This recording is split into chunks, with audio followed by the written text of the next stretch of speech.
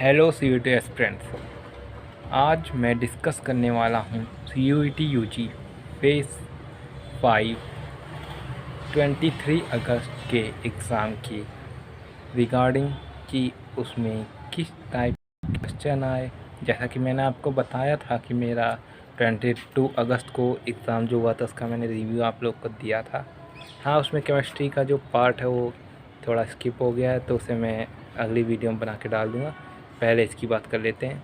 तो आज जैसा कि मेरा मैथ, फिज़िक्स और इंग्लिश एंड जीटी का टेस्ट था, ठीक, मेरा इतना टेस्ट था, मैंने आपको बता दिया था।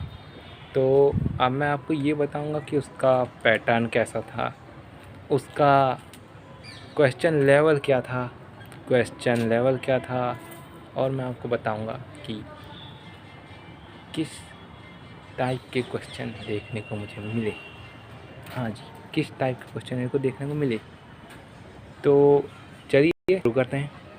तो मैं आपको लेवल बता देता हूँ पहले कि क्या था। सब्जेक्ट वाइज बताना चाहूँगा मैं, क्योंकि इसमें बहुत ही मेरे को फ्लक्चुएसन देखने को मिला।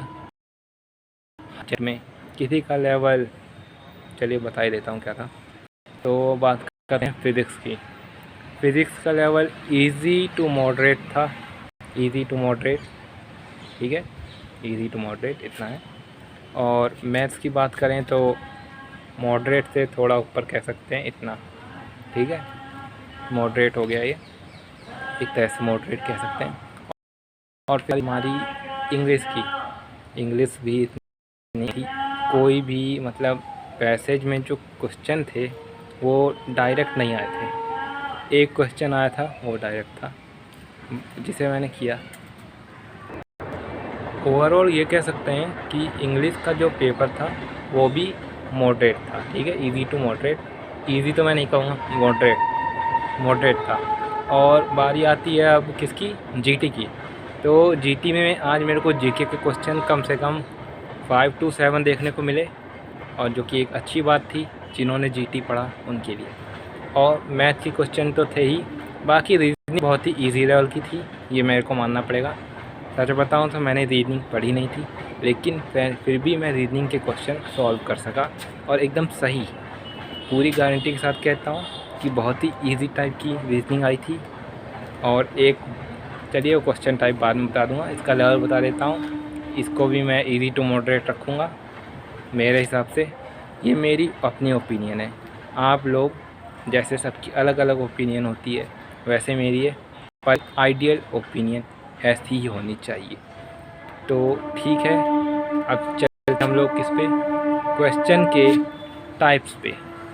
तो इसको भी मैं सब्जेक्ट वाइज बताता हूँ। तो सबसे पहले मैं बताता हूँ कि केमिस्ट्री, फिज़िक्स का था, तो फिज़िक्स में किस टाइप के क्वेश्चंस देखने को मिले। एक बात मैं आपको बता देता हूँ जो हर एक सब्जेक्ट में कॉमन, वो है क्या, कॉम्प्रीहेंशन बेस्ड क्वेश्चन। चाहे फिज़िक्स हो, चाहे केमिस्ट्री हो, चाहे एग्रीकल्चर हो, चाहे बायो हो, चाहे इंग्लिश हो, चाहे फिज़िक्स हो, और चाहे जीटी को तो मैं नहीं कहूँगा, जीटी को छोड़, हाँ, तो इतने सब्जेक्ट जितने भी डोमेन हैं उन सब में कॉम्प्रिहेंसिव आपको देखने को मिलेंगे। तो आप लोग, अरे ऐसा नहीं कि बहुत हार्ड टाइप का, इंग्लिश में कह सकते हैं कि थोड़े मॉडरेट टाइप के आते हैं, बाकी सब में तो बहुत ईजी। यहाँ तक कि मैथ में भी आपको कॉम्प्रिहेंशन देखने को मिलेगा। आप लोग आप सोच लीजिए कि किस टाइप का कॉम्प्रिहेंशन आएगा मैथ में, वो तो मैं आपको बताने वाला हूँ भी किस टाइप का आया था। तो चलिए सब्जेक्ट वाइज बता देता हूँ किस टाइप के क्वेश्चन थे। तो आते हैं हम सबसे पहले फिज़िक्स पे। तो फिज़िक्स में वन लाइनर क्वेश्चन थे, 5 to 10 वन लाइनर थे। और कहें तो मैचिंग भी आई हुई थी। मैचिंग कैसी आई थी, जैसे इधर कुछ यूनिट्स लिखी थी और इधर लिखे थे जैसे वेबर यूनिट किसकी होती है, हेनरी किसकी होती है, ये सब लिखा था। और इधर उनके मतलब किसकी होती ये लिखा था, ठीक है, जैसे फोर्स की होती है, मैग्नेटिक फील्ड की होती है, ये लिखा था। तो ये था मैचिंग में। और भी मैचिंग में क्वेश्चन आया था, उसका मैं बताऊंगा आपको, तो यार सोच लेता हूँ। चलिए मैचिंग का याद नहीं आ रहा, अभी जो याद आ रहा है वही बता देता हूँ। तो उसमें फिज़िक्स में आपको थियोरेटिकल जो क्वेश्चन थे वो देखने को मिले। वो मिला आपको कौन से चैप्टर से? न्यूक्लियाई चैप्टर से मिला, एटम्स चैप्टर से मिला, और आपको मिला किससे? वो जो डायोड वाला एक टॉपिक होता है उसे मिला आपको। स्टेटमेंट बेस्ड क्वेश्चंस ये मिले, और आपको मिले डायग्राम बेस्ड भी क्वेश्चन थे, वो भी बायसिंग के ऊपर थे। रिवर्स बायस है कि पॉजिटिव बायस है, ऐसा कुछ क्वेश्चन था।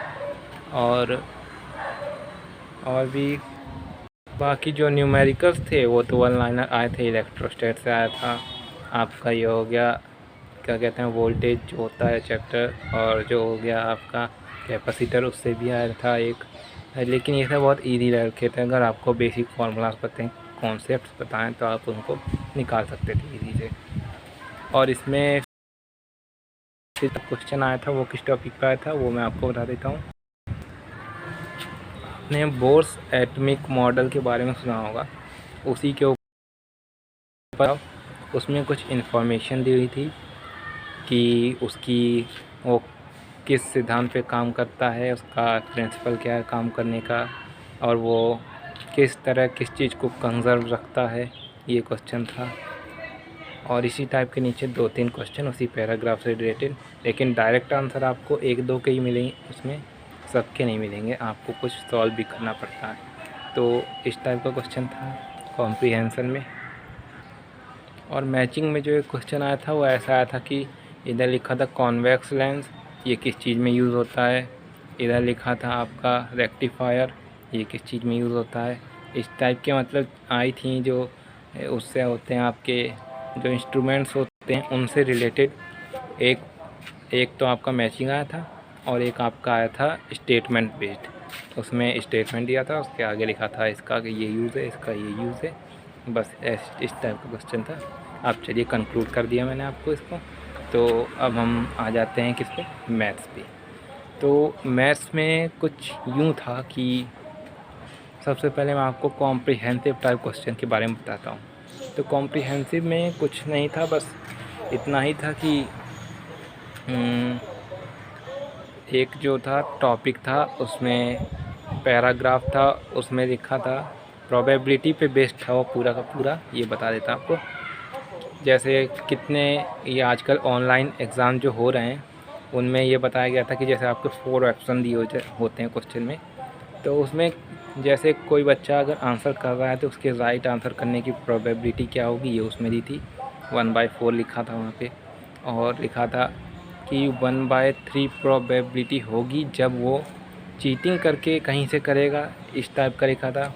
और ऐसा ही लिखा था कि कॉपी करके कहीं से लिखेगा तो 1/6। उसमें कुछ डेटा दिया हुआ था, और उस डेटा को यूज़ करके आपको नीचे कम से कम मैं कह सकता हूँ 5 क्वेश्चन दिए हुए थे। हाँ, ऐसा 40 to 45 तक हुआ था। हाँ, यही इतना ही हुआ था। और आपका ये कॉम्प्रिहेंशन एक हो गया। अब दूसरे कॉम्प्रिहेंशन पे चलते हैं। तो वो बेस्ड था किस चीज़ पे? आपकी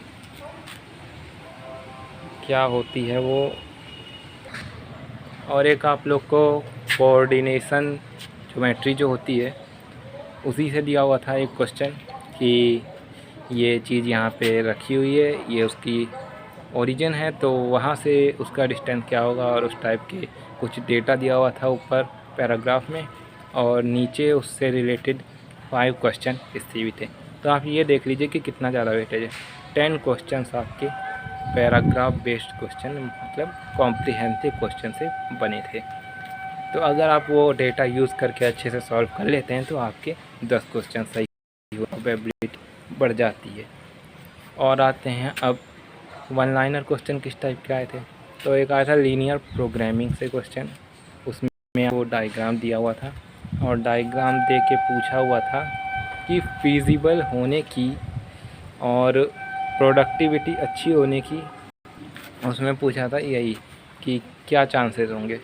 तो उसमें देख के आपको बताना था डायग्राम को देख के। ये तो बहुत इजी क्वेश्चन था, ये सब ने अटेम्प्ट किया होगा। और मैं आपको बताता हूँ क्या था। वन लाइनर में आपके डिफरेंशियल इक्वेशन और आपका डिफरेंशिएशन, आपका इंटीग्रेशन, इन सब से क्वेश्चन मेरे को कम से कम 15 तक की क्वेश्चन इन्हीं 3 चैप्टर से देखने को मिल गए थे। तो आप जान जाइए 10 उधर हो गए, 15 इधर हो गए, आपके पूरे 25 क्वेश्चन इतने में सिमट गए। अब आते हैं आपकी मैचिंग पे। तो मैचिंग 20 में मेरे को लगता है 2 तो होंगी। तो 2 किस टॉपिक पे थी ये बता देता हूँ। नहीं 3 थी, 3 याद आ गया, 3 मैचिंग थी। और उनमें एक जो टॉपिक था उसमें एक तरफ डिफरेंशियल इक्वेशन लिखा था, एक तरफ उसके ऑर्डर लिखे थे, आपको उनमें से सॉल्व करके मैच करना इसका ऑर्डर क्या होगा। और फिर एक क्वेश्चन जो था आपका वो भी नहीं, वो आपका कितना था, वो आपका उस वाले चैप्टर से था, याद नहीं आ रहा मेरे को उस चैप्टर का नाम अभी। तो वो उससे था एप्लीकेशन ऑफ डेरिवेटिव जो होता है, उससे आपका ये क्वेश्चन आया हुआ था कि इधर दिया हुआ था क्वेश्चन, इधर दिया था आंसर, बहुत सिंपल था, इसको मैच करना था आंसर सॉल्व करके। पॉइंट टेकिंग था, अटेम्प्ट किया होगा, उसने बहुत अच्छा किया, मतलब उसकी टाइमिंग अच्छी होगी क्योंकि उसे सॉल्व करना था।